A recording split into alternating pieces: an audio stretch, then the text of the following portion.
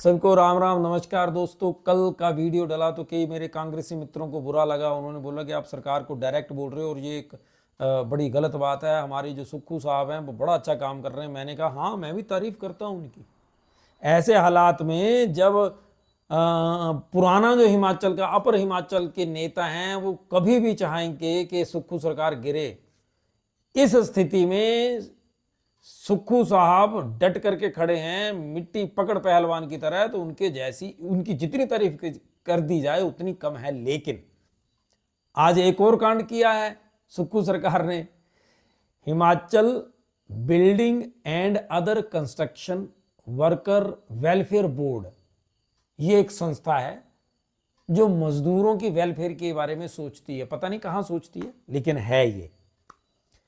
तो वो जो बोर्ड है उसके जो अध्यक्ष थे, चेयरमैन जिसे बोला जाता है, उनकी सैलरी थी 30,000 रुपए परसों तक।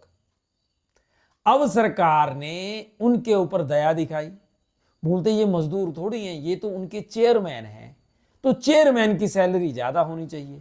अब कितनी सैलरी ज्यादा हो, आपको कितना दे देते हैं? 10,000 रुपये बढ़ा देंगे तो कितनी बड़ी बात हो जाती है ना हमारी सैलरी में। लेकिन जो लेबर वेलफेयर बोर्ड के जो अध्यक्ष हैं, चेयरमैन हैं, उनकी पता सैलरी 1 लाख रुपया पर मंथ बढ़ाई गई है।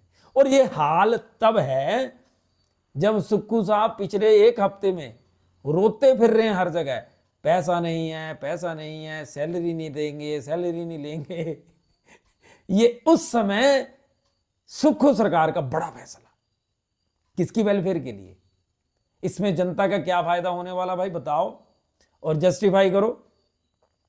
यहां सुक्खू साहब के मंत्री जो गवर्नमेंट एम्प्लॉयज हैं उनको बोल रहे थे आप भी बोलो सरकार को कि 2 महीने के बाद सैलरी लेंगे, एक अच्छा काम करो। अरे भैया, तो अगर पैसा है ही नहीं आपके पास तो आप ये जो चेयरमैन साहब की आपने सैलरी बढ़ाई, किस लिए बढ़ाई? उसका कारण बता दो, जस्टिफाई कर दो कि हमने 1 लाख रुपया इसलिए बढ़ाया।